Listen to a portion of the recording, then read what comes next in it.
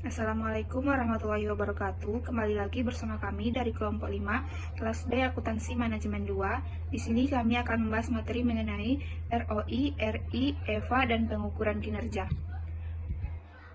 Baiklah, saya Dwi Amalia akan membahas materi yang pertama, yaitu ada pemilihan target kinerja. Pengertian kinerja. Kinerja merupakan gambaran mengenai sejauh mana keberhasilan atau kegagalan organisasi dalam menjalankan tugas dan fungsi pokoknya dalam rangka mewujudkan sasaran, tujuan, visi, dan misinya. Yang kedua yaitu ada pengertian pengukuran kinerja. Menurut tahun 1993 yang dikutip dari LAN dan BPKP mengatakan bahwa pengukuran kinerja merupakan suatu proses mencatat dan mengukur pencapaian pelaksanaan kegiatan dalam arah pencapaian misi melalui hasil yang ditampilkan berupa produk, jasa, ataupun suatu proses. Manfaat pengukuran kinerja yang pertama ada menelusuri kinerja terhadap harapan pelanggan, yang kedua memotivasi para pegawai untuk melakukan pelayanan sebagai bagian dari mata rantai pelanggan dan pemasok internal. Yang ketiga ada mengidentifikasi berbagai pemborosan. Yang keempat yaitu ada membuat suatu tujuan strategi, dan yang terakhir adalah membangun komitmen. Adapun manfaat penilaian kinerja menurut pihak-pihak yang berkepentingan dalam penilaian adalah yang pertama yaitu bagi orang-orang yang dinilai atau karyawan. 1. Meningkatkan motivasi. 2. Meningkatkan kepuasan hidup.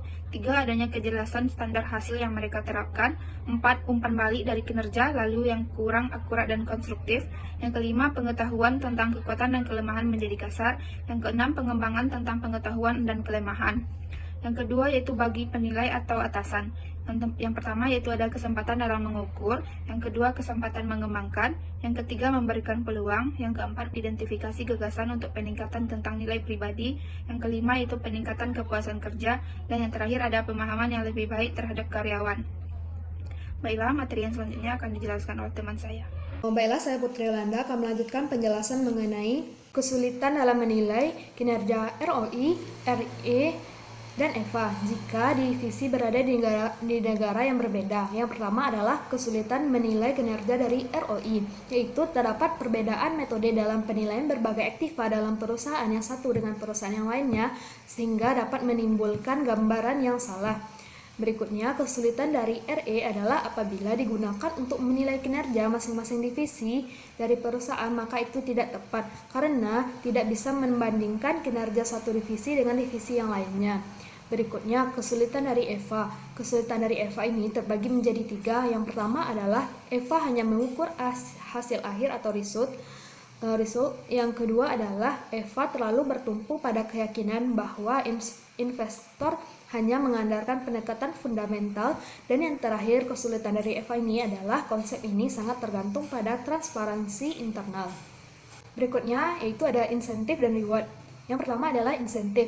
Insentif ini menghubungkan penghargaan dan kinerja dengan memberikan imbalan kinerja yang tidak berdasarkan kepada senioritas ataupun jam kerja. Selanjutnya, insentif ini dirancang untuk meningkatkan motivasi kinerja para karyawan, dan tidak semua organisasi cocok dengan sistem kompensasi insentif ini. Organisasi terpusat mensyaratkan sebagian besar keputusan operasi yang penting itu diambil di kepala kantor. Sedangkan sistem kompensasi insentif ini bekerja paling baik di organisasi di mana karyawan itu memiliki keterampilan dan wewenang untuk bereaksi terhadap kondisi dan membuat keputusan. Selanjutnya adalah reward. Penghargaan atau reward ini diberikan oleh seorang manajer di luar upah atau gaji dan insentif. Tujuan reward ini yaitu supaya lebih menghargai kinerja para karyawannya. Penghargaan atau reward ini terbagi menjadi 2. Yang pertama adalah penghargaan ekstrinsik, dan yang kedua adalah penghargaan intrinsik. Baiklah, selanjutnya insentif dan reward. Insentif menghubungkan penghargaan dan kinerja dengan memberikan imbalan kinerja tidak berdasarkan senioritas atau jam kerja. Insentif dirancang guna untuk yang pertama, perbaikan seluruh simpul unit-unit yang ada dalam perusahaan. Yang kedua, meningkatkan pandangan secara luas menyangkut tugas yang dilakukan oleh masing-masing karyawan. Yang ketiga, meningkatkan kualitas komunikasi. Yang keempat, meningkatkan motivasi karyawan secara keseluruhan. Yang kelima, meningkatkan keharmonisan hubungan dalam pencapaian tujuan perusahaan. Yang keenam, peningkatan segi pengawasan melekat. Yang ketujuh, harapan dan pandangan jangka panjang dapat dikembangkan. Dan yang terakhir, untuk mengenali lebih jelas pelatihan dan pengembangan yang dibutuhkan. Selanjutnya, mengembangkan sistem intensif yang tepat untuk menghargai kinerja. Dalam beberapa kasus, imbalan intrinsik mencerminkan sifat organisasi dan jenis pekerjaan yang dilakukan. Misalnya, menjadi sukarelawan di pusat penitipan anak yang tidak menawarkan kompensasi finansial, tetapi sebaliknya, dengan memberikan relawan perasaan atau imbalan bahwa dia membantu anak-anak belajar. Bahkan, dalam pekerjaan di mana orang secara finansial pensiun, salah satu tugas manajemen yang paling menantang adalah merancang pekerjaan dan mengembalikan lingkungan dan budaya organisasi yang mengarahkan karyawan untuk memperoleh imbalan intrinsik hanya dengan bekerja. Selanjutnya, memilih antara imbalan intrinsik dan ekstrinsik.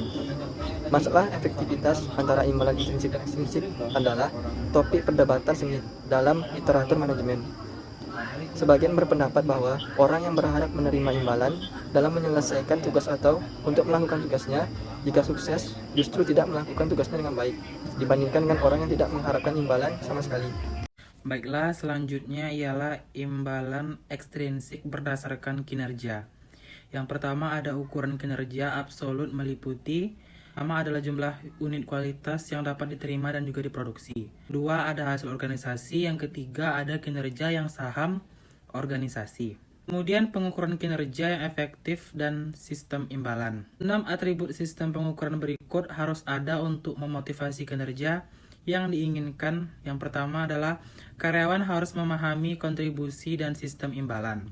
Kedua ada terkait dengan atribut pertama, perancang sistem pengukuran kinerja harus membuat pilihan yang berarti harus berhati-hati. Dan yang ketiga ada unsur-unsur kinerja dalam sistem memantau imbalan. Dan yang keempat ada sistem imbalan. Imbalan harus mendapatkan standar kinerja yang jelas bagi karyawan. Dan yang kelima ada sistem pengukuran harus dikalibrasi sehingga dapat secara akurat menilai kinerja. Dan yang keenam ada pengambilan keputusan dan kegiatan lainnya dengan karyawan yang lain. Kemudian ialah ketentuan kompensasi insentif yang mendukung. Ini ialah sistem kompensasi insentif bekerja paling baik di organisasi tempat karyawan memiliki keterampilan dan wewenang untuk bereaksi terhadap kondisi dan membuat ketentuan. Kemudian kompensasi intensi dan tanggung jawab karyawan. Kompensasi insentif karyawan harus mencerminkan sifat dan tanggung jawab mereka dalam organisasi. Kemudian hal yang bermanfaat. Yang pertama adalah ketika mustahil untuk mengukur hasil secara konsisten. Yang kedua, ketika hasil dipengaruhi oleh faktor-faktor di luar kendali karyawan. Yang ketiga adalah ketika hasil mahal untuk diukur. Selanjutnya, hasil mengelola rencana kompensasi intensif. Maksudnya ialah bukti yang cukup untuk memajukan bahwa organisasi telah salah mengelola rencana kompensasi insentif, terutama bagi eksekutif senior. Saya Mutia Andina akan melanjutkan pembahasan teman saya sebelumnya. Next, for lever of control. Simon menjelaskan bahwa terdapat 4 sistem kontrol levers of control atau LOC, yaitu belief system, boundary system, diagnostic system, dan interactive control system yang bekerja sama untuk manfaat perusahaan. Yang pertama yaitu belief system. Belief system merupakan sistem formal yang digunakan oleh manajer untuk mendefinisikan, mengkomunikasikan nilai-nilai inti perusahaan dalam rangka untuk menginspirasi dan memotivasi karyawan untuk mencari, mengeksplorasi, membuat, serta mengeluarkan upaya dalam tindakan yang tepat. Belief system ini menjelaskan tentang nilai-nilai inti organisasi, definisi organisasi, tujuan, serta arah organisasi. Hal tersebut berupa visi dan misi organisasi. Contohnya seperti pernyataan tentang visi organisasi, pernyataan tentang misi organisasi, dan pernyataan tentang tujuan organisasi. Kedua yaitu boundary system. Boundary system merupakan sistem formal yang digunakan oleh top manager untuk mengkomunikasikan batasan dan aturan organisasi untuk dihormati. Boundary system ini memberitahukan karyawan apa yang mereka tidak dapat lakukan. Tujuannya untuk memungkinkan karyawan memiliki kebebasan untuk berinovasi, menggali, menciptakan, dan mencapai standar tertentu. Salah satu contohnya yaitu merupakan sistem yang berisi tentang aturan, batasan, dan larangan dalam kode etik organisasi, dan sistem perencanaan strategis serta sistem penganggaran. Diagnostic Control System. Dalam Simon, tahun 1994, diagnostik kontrol sistem merupakan sistem umpan balik formal yang digunakan untuk memantau manfaat organisasi serta mengkoreksi kesalahan apakah sesuai dengan standar kinerja organisasi. Tujuan dari diagnostik control system adalah memotivasi karyawan untuk menyelaraskan perilaku karyawan dengan tujuan organisasi dan pemantauan. Selain itu, dengan adanya diagnostik control system, karyawan memiliki kebebasan dalam berinovasi, membuat serta mencapai target tertentu dalam sebuah organisasi. Contoh dari diagnostik control system yaitu rencana laba dan penganggaran, sistem tujuan organisasi, sistem pemantauan kegiatan, sistem pemantauan pendapatan, dan untuk menyediakan mekanisme. Interactive Control System. Interactive Control System merupakan sistem pengendalian di mana manajer secara teratur dan aktif melibatkan diri ke dalam pengambilan keputusan dan aktivitas karyawan. Interactive Control System merupakan proses komunikasi dua arah, yaitu antara manajer dengan karyawan bawahan pada berbagai tingkat organisasi. Manajer dapat menggunakan Interactive Control System dari sistem mengenai agenda penting organisasi dan mendiskusikannya dengan bawahan.